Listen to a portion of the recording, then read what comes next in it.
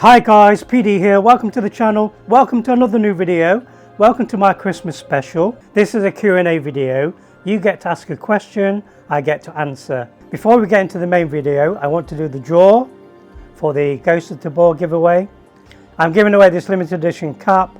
I've got the entries in my random name picker. So we're going to pick a name. This is the winner.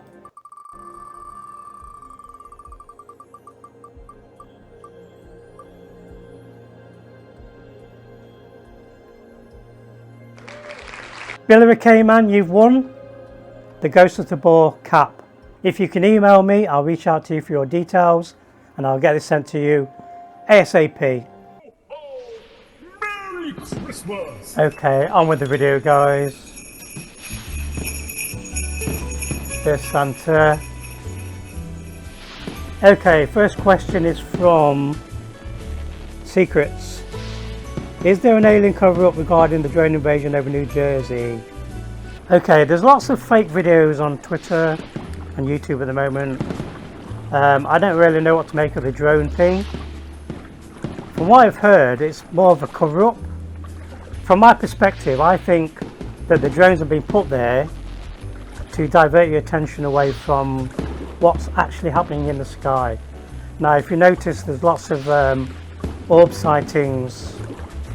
So I think the drones have been put there to keep you focused on the drones and not on the actual orbs.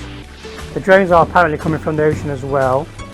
If I was to be serious about these drones, I would say it's a bit like these von Neumann probes, where the drones are being made and manufactured in the ocean by alien entities, and then they're using these drones to map, scout the planet.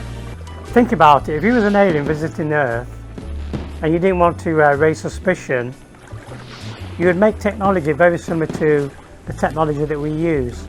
If you think about it, if you go back in the ages, UFO sightings were based on our beliefs. Back in the day, UFOs were ghosts and spirits. Further back, UFOs were gods. Now if they were to visit us today, I think they would be in the form of technology. Our main religion, I would say, is technology. We worship technology, but it's all speculation, but that's my thoughts on the drones anyway. And I'm keeping an eye on it. These drones have been appearing for over 3 years now, and each year they get more and more. Again, that leads to my von Neumann probe hypothesis, but that's just my personal feelings on the matter. Beyond Zen asks, do you plan on returning to Alien Isolation for the channel? Alien Isolation, I tend to jump into if there's anything alien related in the news. For example, Creative Assembly have said they are working on Alien Isolation 2. When that news is official, once there's like a trailer for the game, I'll probably jump back into Alien Isolation with a Mother VR mod. I've still never finished the game, so I do want to finish the game. It's just finding time to finish it really. I am enjoying the new Alien Rogue Incursion game as well, especially on the PlayStation VR 2. Lars Agabak, do you think VR will ever become the dominant way of playing games and interacting with other people online? I think VR is a medium that will continue to grow. I also believe it's going to branch out into mixed reality and augmented reality as well. I do hope that developers continue to make and support VR games, because this is my favourite way of playing games. Playing games on a flat screen does not really make me feel excited anymore. For example, right now I'm in a kayak, it's snowing, it's Christmas, there's fireworks, there's Christmas lights everywhere, there's Christmas music playing in my headset. My body thinks I'm in a real kayak. I'm sure multiplayer will play a big part in virtual reality as well. Lars Agabak, I'm sorry if I butcher your name. What percentage of the games you play do you play through to the end credits? Can you give us an estimate? I would say 10% of the games I play I manage to complete and get to the end. The games I can name on one hand: Half-Life Alyx I played all the way, Lone Echo 1 and 2, and Arizona Sunshine as well. Not the remake, the original. The problem is once you're making VR content like I do daily, it's very hard to complete the game because I'm always jumping into the next big game. And it takes me all day just to make one video. It's about 8 hours to do all the recording process, the editing, uploading, preparation, that sort of thing. And I really don't have time in the day just to chill and relax. I am planning this Christmas though to have a bit of a longer break because I want to complete some of the new games. I've not finished Batman, I've not finished Behemoth, I've not finished Metro. So many great games I want to jump back in and finish. Headset VR asks, did Henry Cavill ever DM you? No, he didn't. So some of you might know Henry Cavill played Superman. He also played Witcher. He's a really big gamer. I want to find a celebrity who plays VR games and I want to interview them. And I want to ask them about their thoughts on VR and VR gaming, that sort of thing. Lars Agerback again. List of favourite video game consoles for each generation, beginning with the PlayStation 1, N64 and Saturn generation. Well, in my generation, my first ever console was the Atari. Then I moved on to the VIC-20, then on to the Commodore 64. I can't remember the generation, the timelines. All I can remember are the consoles and computers I used to own. I then had the Amiga. I did lots of music on the Amiga. I've still got lots of music in the Amiga archives. I've got lots of music in games. I remember getting the PlayStation 1 for the first time. I saw Wipeout in HMV playing on the TV. That game blew me away, so I went and brought the console straight away. I then got the PlayStation 2, PlayStation 3, the original Xbox, PlayStation 4. I won the PlayStation 4 Pro from Codemasters.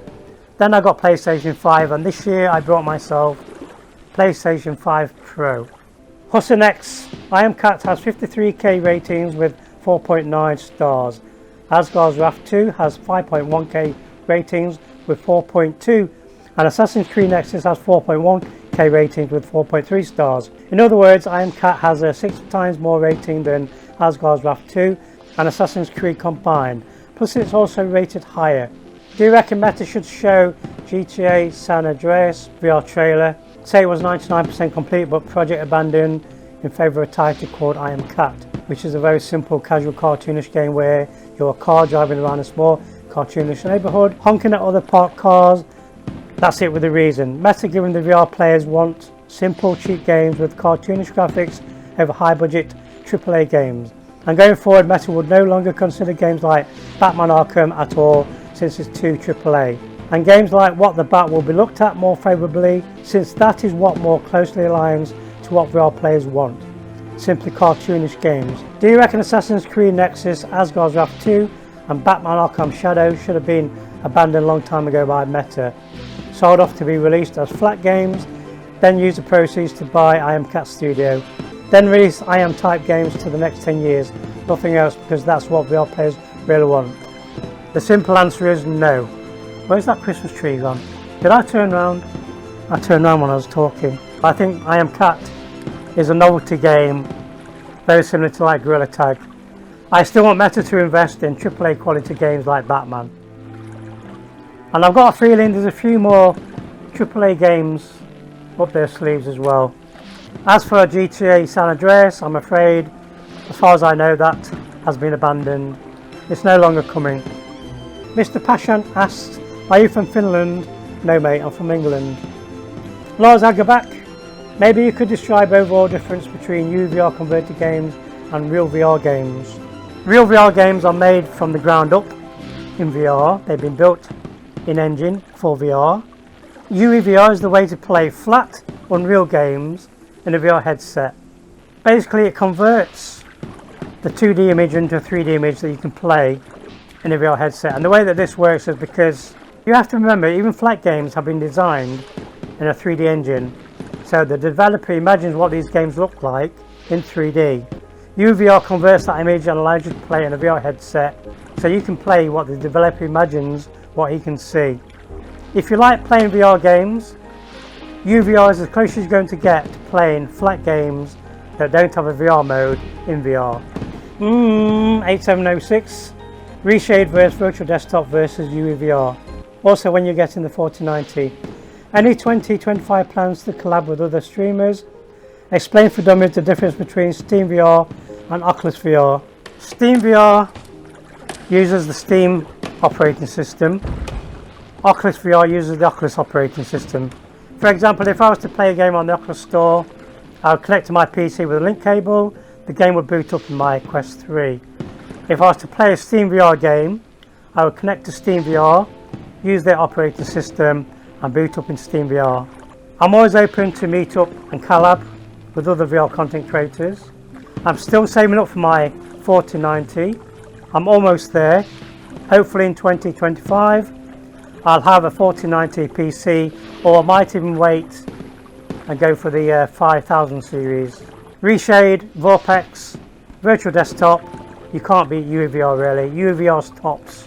Sean Evie, how is Dragon's Dogma 2 with reframe work using VR controllers? I don't have a clue, mate. Never tried it. And the last question is from VR Demon. If you were stranded on an island and could only take one with you, what would it be? Quest 3, PSVR 2 or PCVR? I know you can't take a PC with your Quest. It's designed first as a standalone. What would be your choice? Well, if the PCVR was standalone and it had the latest graphics card, drivers, CPU, that sort of thing, then I would have to go for a PCVR because it's going to have the best quality and the best performance. PlayStation VR 2 can only go so far. Quest 3 can only go so far. PCVR is always upgradable, so that would be my choice of headset. I want to thank you all for the questions. Hope you enjoyed the answers. Hope I did not come across as being a bit too crazy with the UFOs. The reason why I do believe in UFOs is because I did see one about 50 years ago, and I remember that day like it was yesterday. I was a young boy. Me and my friend went sledging one evening. We went to our local park. Our local park is quite steep, so it was ideal for sledging when it was snow. Now, we did not have a sledge. We had a big piece of polystyrene plastic. It was about 6:30, 7 o'clock at night. We went down this slope. We got to the bottom of the slope. We saw this flash in the sky. We turned round and I saw what looked like a hole appear in the clouds, like a black hole. This object came through that hole in the sky and it shot off so fast, within seconds it had gone. I remember a few seconds later, you know, like when you see lightning and then you hear the thunderclap. We heard this almighty explosive sound. As soon as we heard that sound, we were scared as hell. We ran to the top of the hill.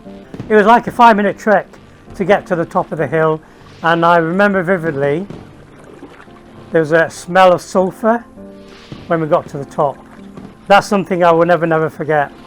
Also, something really strange, my good friend and fellow VR content creator Skeever, he's also a believer of UFOs. I made a little video to show him what happened to me.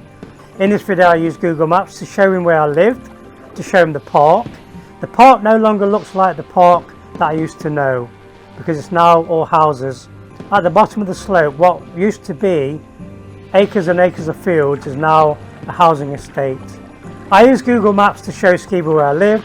I showed him my route from my house to the park. I showed them the location we went sledging. Then when I used Google Maps to look at the portion of the sky where I saw this hole appear and see this object come through and then shoot off, I'm not kidding guys, this was only 2 years ago. There's a weird anomaly in the clouds exactly where that hole was. Even that freaked me out because that happened over 50 years ago. And an image I got from Google Maps 2 years ago, there's a weird anomaly in the clouds where that hole was that appeared that I saw. You have to see something like that to understand and believe in these sort of things, so call me crazy, but I saw what I saw. And it's as fresh in my head as my breakfast I had yesterday morning. I'm going to leave it there guys. I'm going to wish you all a Merry Christmas and a Happy New Year. Thank you all for your amazing support. I hope I continue to keep you entertained in 2025. I'm going to cover as many VR games as possible. I have decided to stop making content on games I don't feel are worth showing. So if I don't think the game's very good, a bit naff, a bit crap, then the chances are you're not going to see it on this channel. Thank you all for your questions. I love the snow. They could have had a Christmas Santa here. Come on. Come on, developers. That could have been a Santa. I'm going to grab my presents. My VR presents here, look. Scattered on the beach. Awesome. See you later, guys. Bye.